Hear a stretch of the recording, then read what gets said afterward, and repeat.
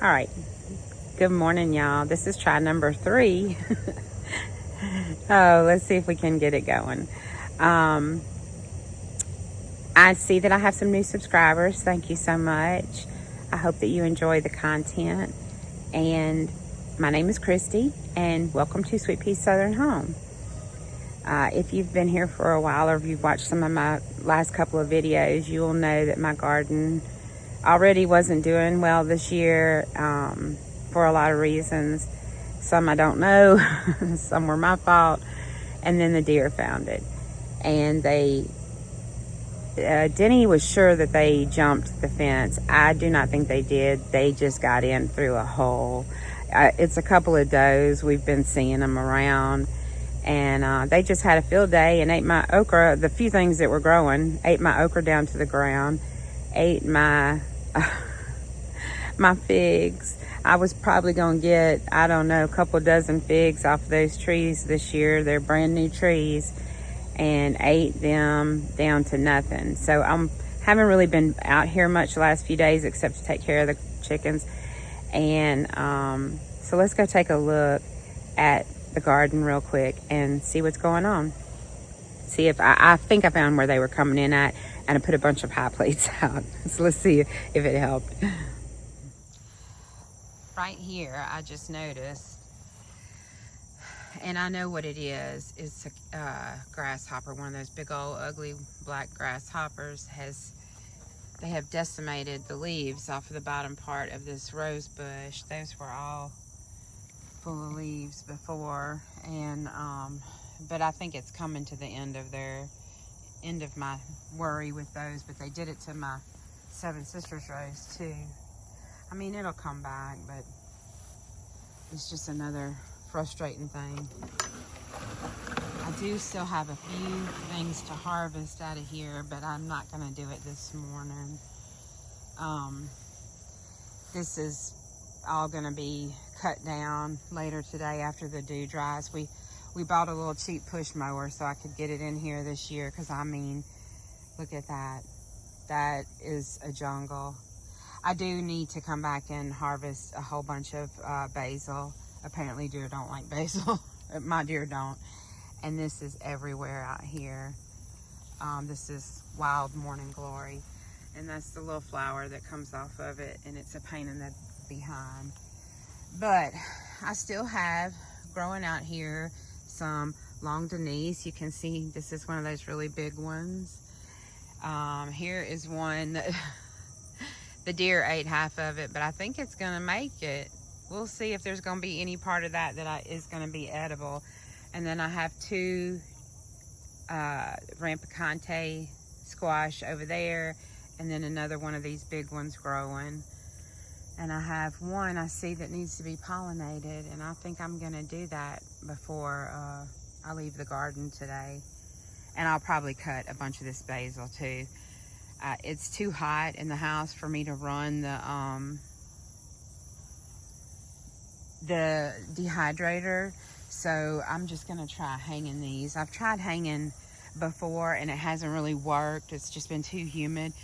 But right now we have a big stretch of mostly dry weather, so I'm going to give it a go. So here are my sweet potatoes, and they're still kicking along. Sorry, got distracted. I thought they have flowered a little bit, some of them. So my hope is that the varieties that aren't readily available around here, at least of those, I'll be able to get some. So I just left the sunflower heads, but the okra's behind it and it's not trying to come back. I don't know if we'll walk over there in a minute. These things were my cucumbers, so those have been done for a while.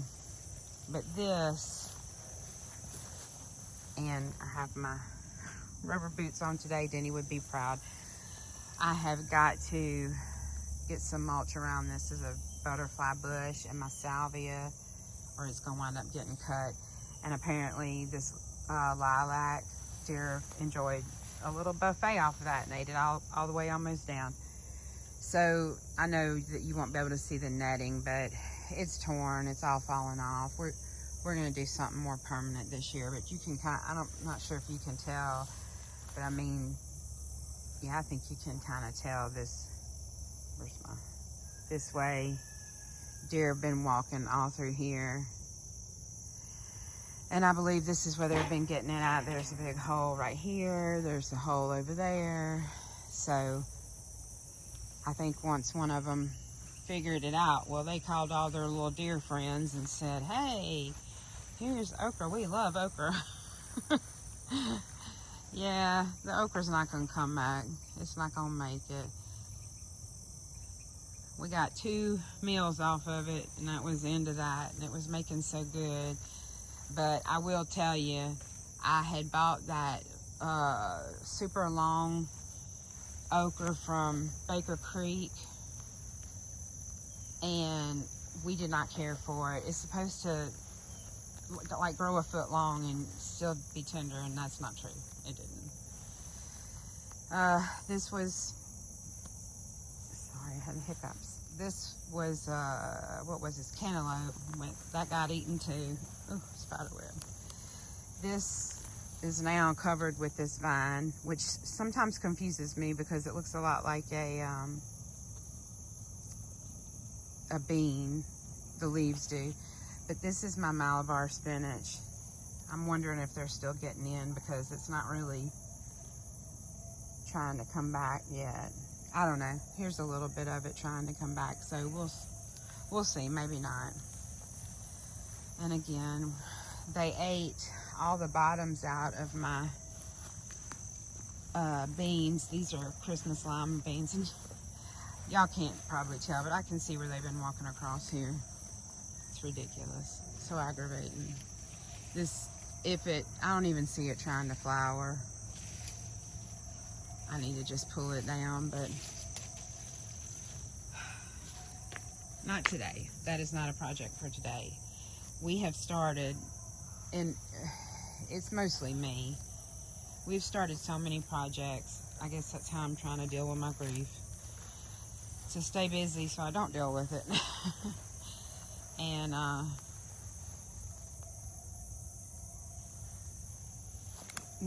my garden, I'm sorry. Was looking at something else. My garden has not been a project for this year right now. But as soon as the weather cools off, we're going to do something about it. This poor old peach tree, I don't know what I've done wrong with it. I'm going to leave it for this winter. But I'm pretty sure it's dead. And I don't know if I'll replant it. But I have seen some fun things going on. I did not, oh, look, there's a baby lizard. Look how cute. Let me see if I can get a screenshot.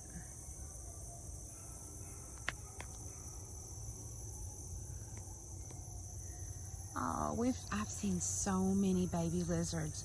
And I also saw a baby,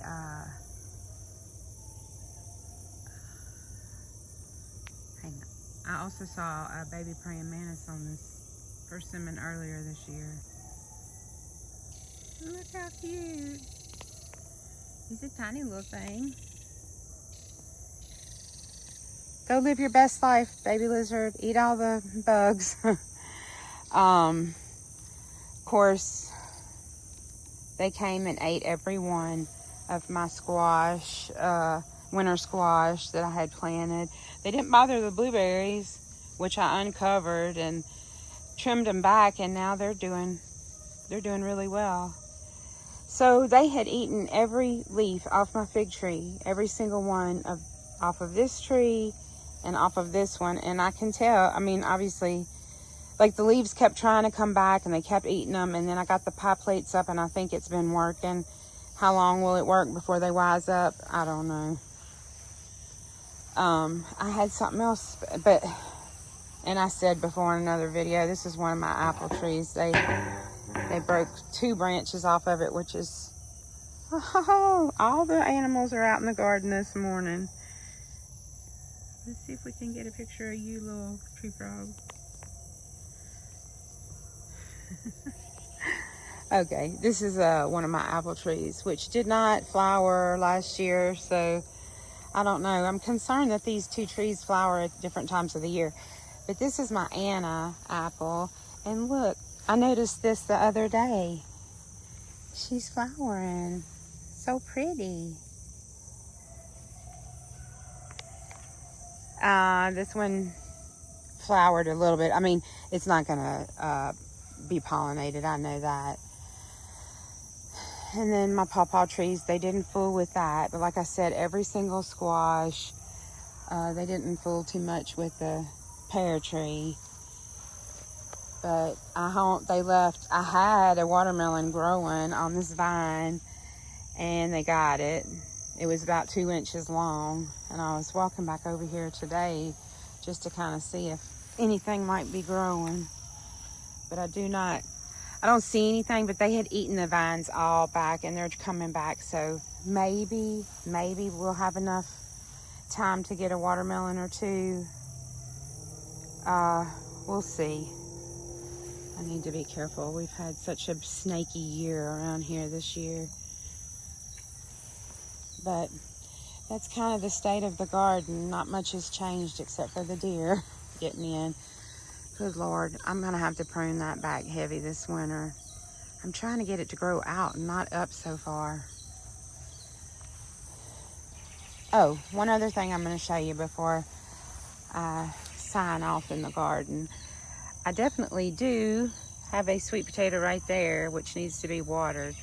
I'm just going to cover it back up. I'm going to get out here and water after I finish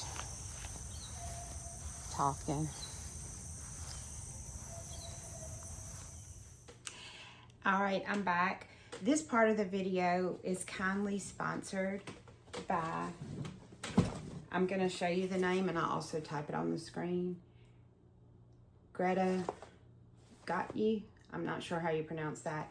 They reached out to me and asked if I would like to review a hummingbird feeder. So we're going to unbox it today. I haven't looked at it yet. And we're going to make some nectar and get it filled. So let's see what this looks like.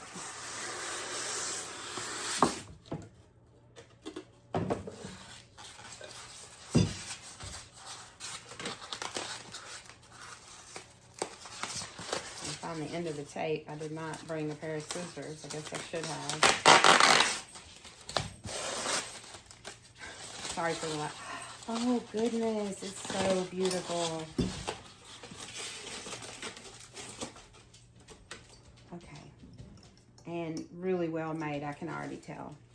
So it's glass, and there's a pattern in it. I'm not sure how well you can see that. It is just stunning. They have a ton of different shapes, different colors, and I will link this particular one down below, and then I'll link one of the other shapes down below. But I can tell you already, I have 4 hummingbird feeders right now, and this one is really well made.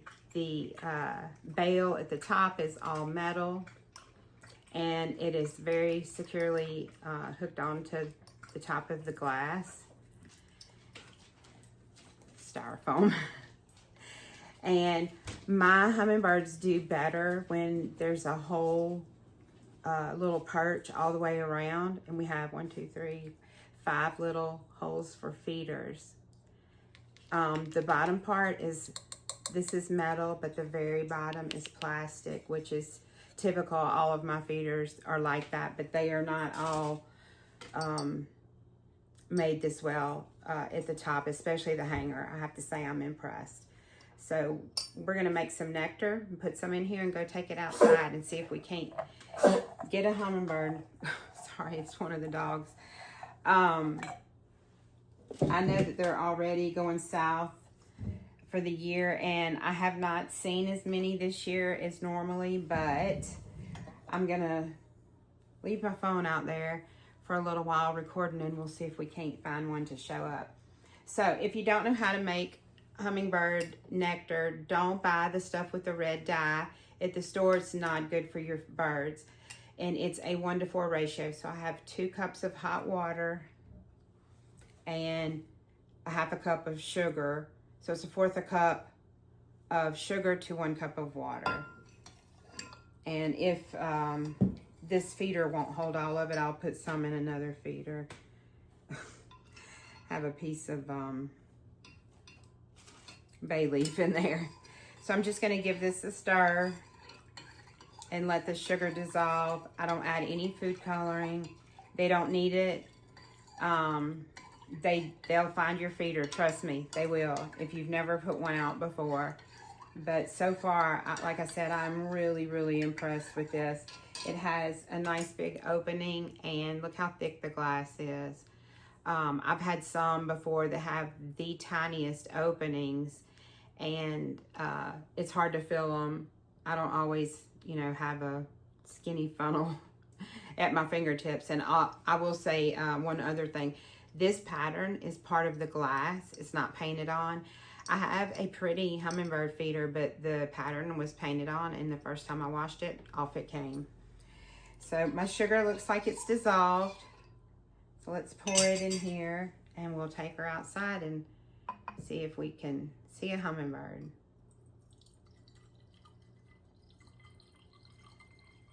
And I'll let you know how much this holds. I generally don't fill my feeders up all the way to the top in the summer because it stays so hot, and you have to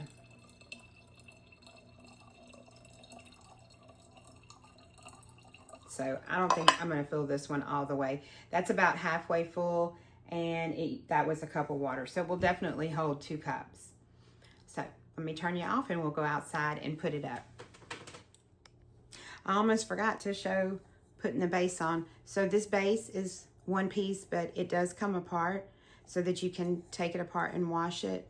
The flowers are riveted on, and you can take the metal ring and the metal top off so you can wash it.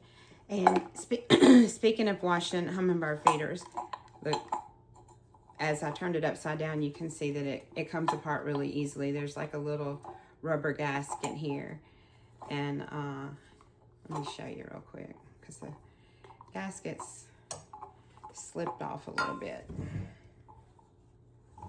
See if I can set this up without spilling it on me. So it's got a little rubber gasket right here. I just need to, and you can clean all of it. And when you do clean, I use a tablespoon or so of bleach and let it soak for a few minutes. Scrub it good with soap and make sure you rinse it really, really good. And that way your feeder will stay clean.